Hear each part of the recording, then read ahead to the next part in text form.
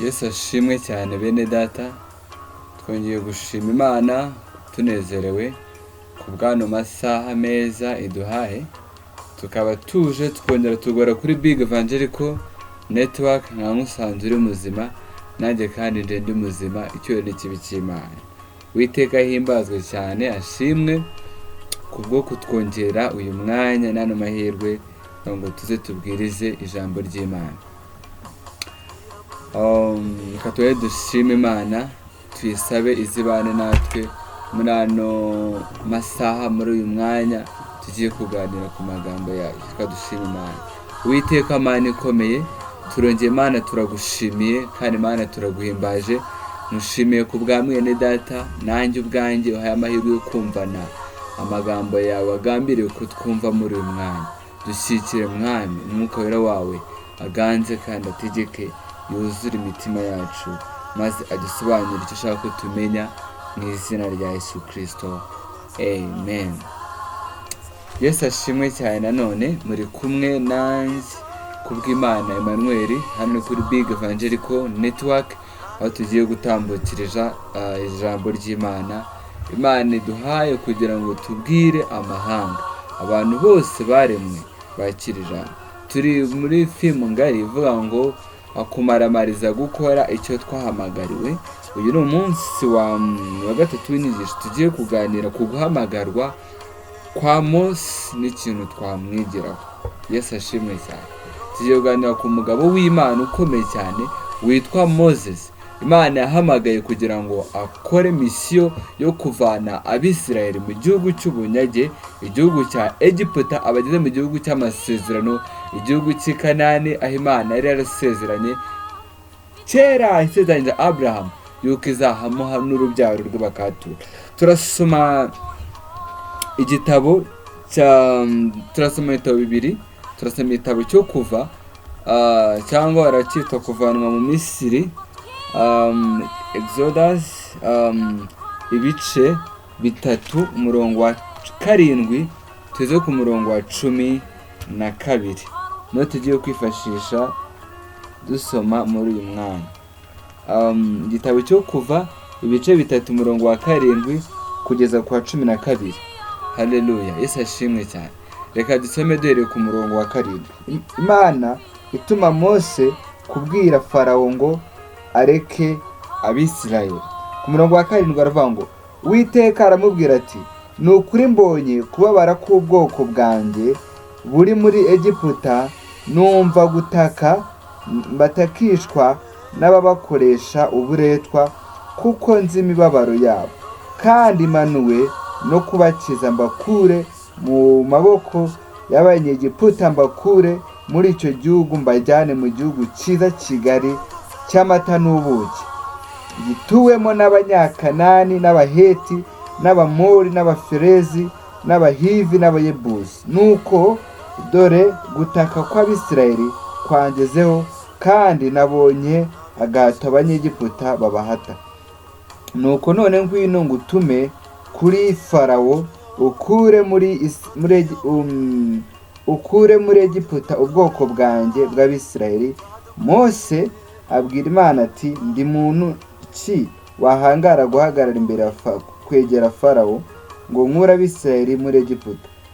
Iramusubiza iti, ni ukuri nzabana nawe, ibizakubera ikimenyetso yuko ari byo gutumye, nuko uzakura ubwo bwoko muri Egiputa, mugakorera Imana kuri uyu musozi.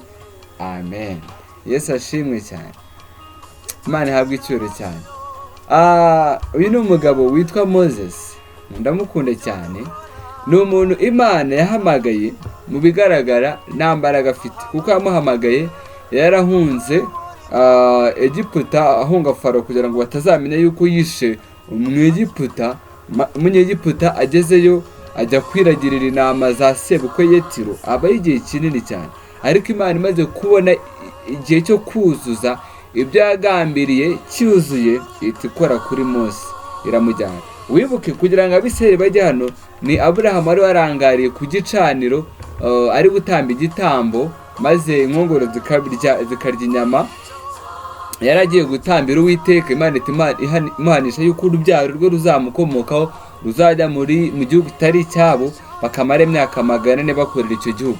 Icyo gihe rero cyari cyuzuye imyaka 400 neza igihe cyo kuhavanwamo kigeze. None Imana igiye guhamagara, ihamagara umugabo rwose witwa Mose. Mu guhamagarwa kwe yari yiteguye ibyo bintu, kuko arimo araniragirira inama ibintu bisanzwe.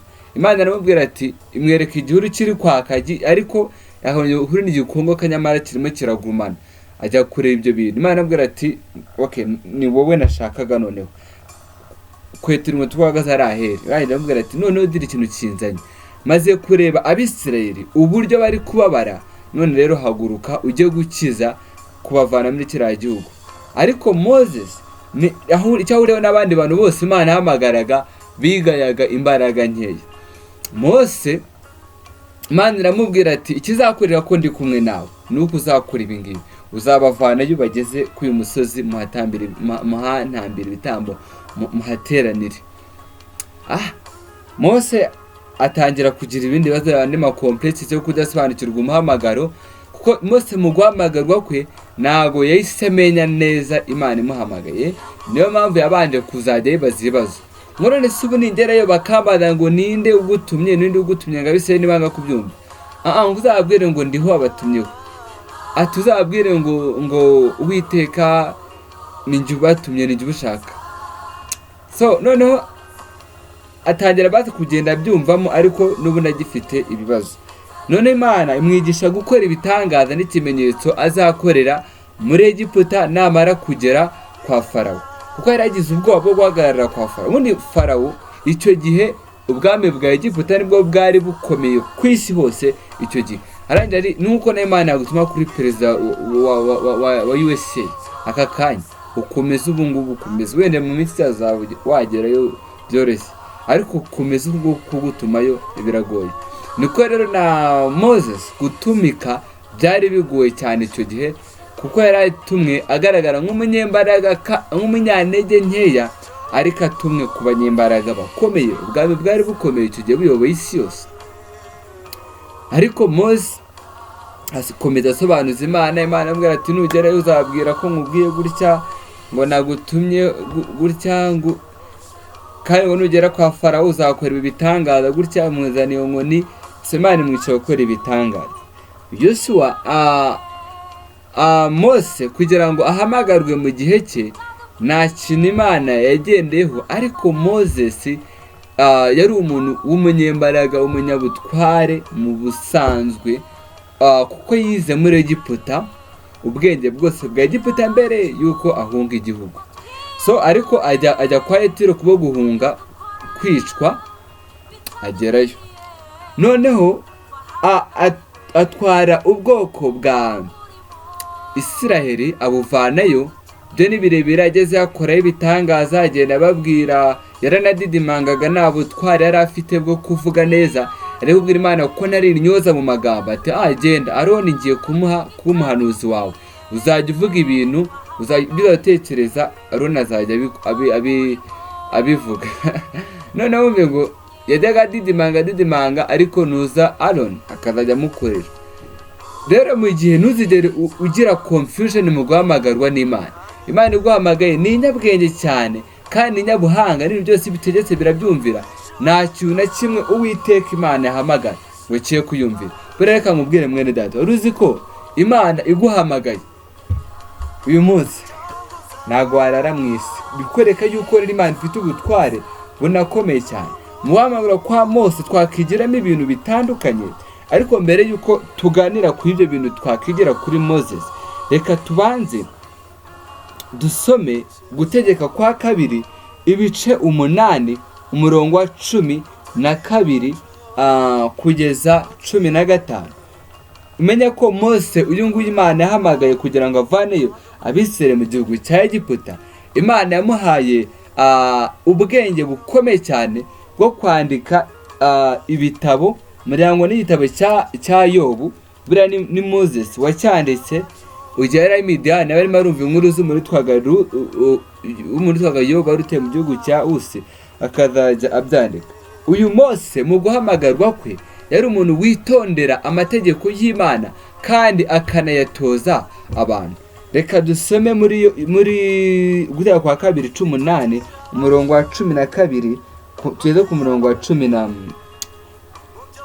Umurongo wa 12 aravuga ngo numara kurya ugahaga ukamara kubaka amazu meza ukayabamo, inka zawe n'imikumbi yawe n'ifeza zawe n'izahabu zawe n'ibyo ufite byose bikagwira, uzirinde umutima wawe we kwishyira hejuru ngo wibagirwe Uwiteka Imana yawe yagukuye mu gihugu cya Egiputa mu nzu y'uburetwa, ikayobora inzira yawe ikayobora inzira ica muri bwa butayu buteye ubwoba burimo inzoka z'ubusabe butwika na sikoropiyo n'ubutaka bugwengeye butarimo amazi, ikagukuzira amazi mu gitare kirushaho gukomera. Amen. Ikakugaburira amana basokuruza banyu batigeze kumenya. Niko hano hantu hakomeza havuga. Yesu ashimwe cyane.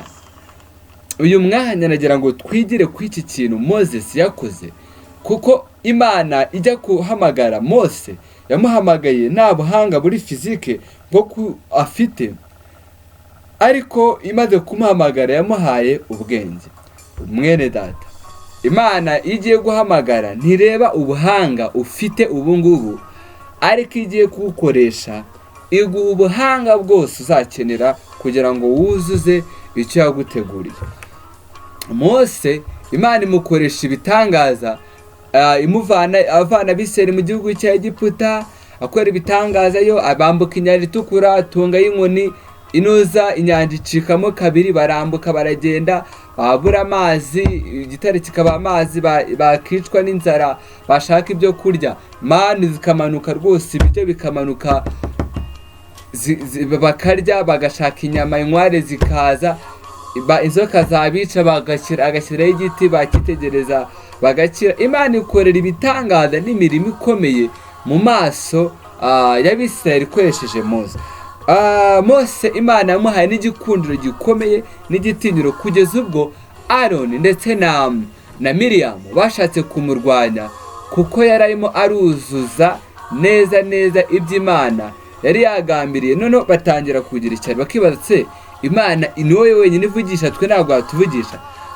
Baramugaya cyane. Bamaze kumugaya ukuntu byagenze, Miriam yatangiye kubira, kuzana ibibembe, gushesha ibembe, kuko asuzuguye Mose. Mose yari afite protection n'icyubahiro Imana yari yaramwihereye cyane kugira ngo Abisirayeli bamwubahe maze buze icyo yavuze. None umunsi umwe Kora na Datani na Biramu batangira kuvuga ati Mose biki n'ibiki, ngo Mose aratubeshya ngo twisubirireyo. Batangira gutuka Mose, ubutaka burasamuka burabamira. Mose Imana yamukoresheje ibikomeye cyane, kugeza ubwo n'uwamuvugaga nabi bitigeraga na rimwe ubwo bimugwa amahoro.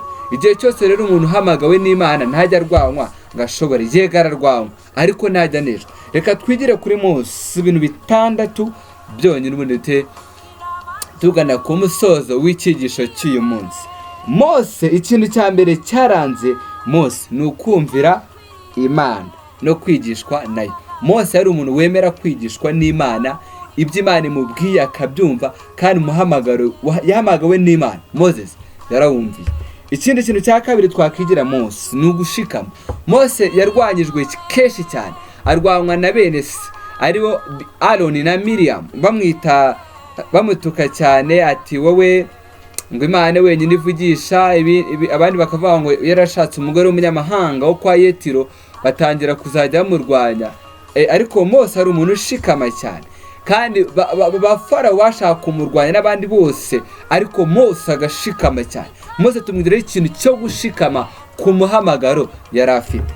Ikindi cya 3 twakwigira kuri Mose, Mose yagiraga kwihangana. Mose yarenganyijwe n'Abisirayeli, Mose agatukwa nabo kandi ari bari kurwanira.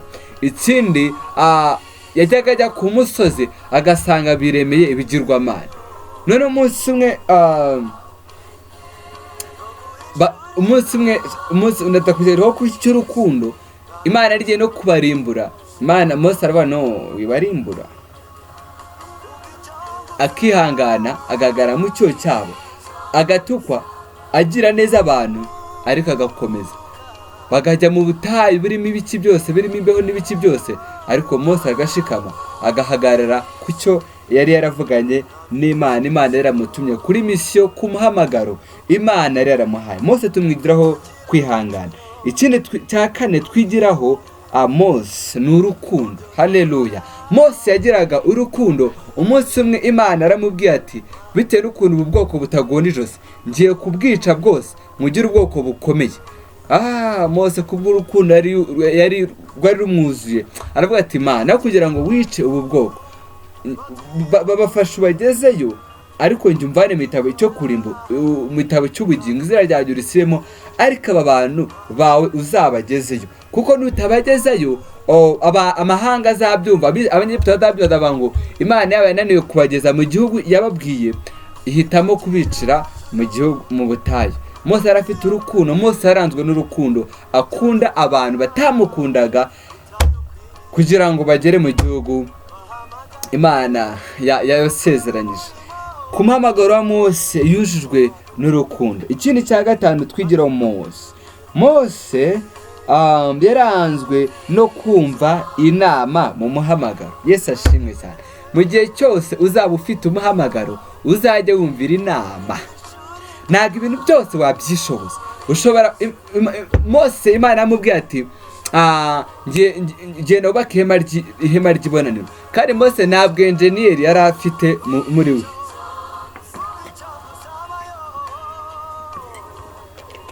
Mose ntabwo enjeniyeri yari afite, ariko Mose yemera ko Imana yahaye Bazareli ubwenge bwo kuzajya akora icyo imubwiye neza neza. Mose yemeraga kugirwa inama na Bazareli. Nukora ministeri ntuzi kuririmba, zana abaririmbyi baririmba. Nukora ministeri utazi kwigisha ijambo ry'Imana, zana abazi kwigisha ijambo ry'Imana bigisha. Ntabwo uzamenya gucuranga, zana abacuranzi bakwigishe gucura, baza bacuranga mu rusengero. Emera kwigishwa no kugirwa inama muri vocation, mu muhamagaro. Mose tumenya yuko yagirwa inama. Umunsi umwe yabera agaciro Abisiraheli imanza ari wenyine zinakomeye kandi n'imanza zoroheje rwose. Yetiro aramubwira ati, rero Moses, ibintu uzakora uzanameneka umutwe. Shaka reba kuntu wabagabanya, umuntu wese afate 50 100 bitewe nuko ashoboye, bajya babacira imanza izabaniranye barizo bazana. Mose agirwa inama na Yetiro. Ntabwo avuze ati, we ntabwo Imana yaguhamagaye. No, yarabyumvishe ati, Imana ntabwo avuze ngo ko Imana itarahamagaye Yetiro ngo ntacyo wambwira. Yumvira inama Yetiro amugiriye kugira ngo babasha guca imanza neza, abakayamuzanira imanza zananiranye. So umuntu ufite umuhamagaro rero mwiza, twakigira kuri Mose kwemera kugirwa inama no kwigisha nk'uko Yetiro yigishije Mose akemera. Ikindi cya gatandatu aricyo twamwigiraho n'ubwenge. Moses yari umunyabwenge cyane kugeza ubwo yari azi gutegura inyuma ye. Yesu ashimwe cyane. Mose yari azi ko nyuma ye ashaka gupfa, ariko arajya atoza Yosuwa. Ubundi umuhanga atoza abazamukomoka. Nk'ubu ushobora gushinga ministry ugapfa, ariko nupfa ministeri nizahagarara, ministeri izakomeza. Nimba uri kwishinga uri ahantu runaka, ejo bundi uzahava. Nuhava ibintu bizakomeze bye kuzaba ari byitiriwe, vuga ngo iyo kanaka bahari biri kugera neza. Mose tumwigira ubwenge byo muri ministeri yo gutoza abato. Umuhanga muri generation atoza generation izamukurikiraho. Mose rero twamwigiraho ibintu byinshi, maze kwabwira ko twamwigiraho kumvira Imana. Mose kandi tukamwigiraho gushikama mu muhamagaro. Mose tukamwigiraho ubwenge no gutoza abandi nk'uko yatoje Yoshua. Tukamwigiraho kwihangana, tukamwigiraho urukundo, tukamwigiraho kumvira Imana no kwemera kugirwa inama. Ibyo twigiraho kuri Moses. Uwiteka Imana umugisha cyane, ariko nk'uko Mose yaranzwe n'ibi bintu, nawe bikurange mu muhamagaro. And then umaramarize gukora icyo Imana yaguhamagara. Umunsi umwe tugera mu ijoro tuzambikwa amakamba atase inyenyeri, kandi tuzahemberwa ibyo twakoze tukiri hano mu isi. Uwiteka Imana umugisha, mwari muri kumwe nanjye Kubwimana Emmanuel. Reka nsoreze hano. ubundi muzakomeza mukurikira preachings kwizonsije turi ku munsi wa gatatu. Ubundi witeka Imana w'umugisha ibatoze kuzuza neza icyo Imana yabahamagariye. Uzapfa uticuza mwene data. Mose akwera urugero rwiza mu muhamagaro Imana yaguhaye. Reka dushime Imana. Mana Nyiringabo, ndagushimiye ndaguhimbaje. Mushimiye kubw'ijambo ryawe uvuganye natwe muri uyu mwanya. Nyemerera Mana umuntu wese arizike ku n'umutima we, kandi nk'uko Mose yatubera icyerekezo cyo kuzuza umuhamagaro, natwe twuzuze neza icyo wagambiriye ko dukora mu gihe nk'iki ngiki. Uhabwe icyubahiro kandi ishimwe rikomeze ari iryawe none bidashira, mu izina rya Uwiteka Mwami Imana urakoze. Amen. So Imana y'umugisha, mwakoze. And then warakoze subscribe, very good. Tutarayikora wayikora uyu mwanya kugira ngo ujye uhora wakira ubutumwa bwiza bucana kuri Big Evangelical Network. Wanakora wakanda kuri notification akazogera kara mu munsi rwose, gatuma buri video nshyashya igezweho witibona kugiye rwose kutagwa amakuru. Thank you. Mugwede mudusengere. Imana y'umugisha, natwe ngo tubasengera.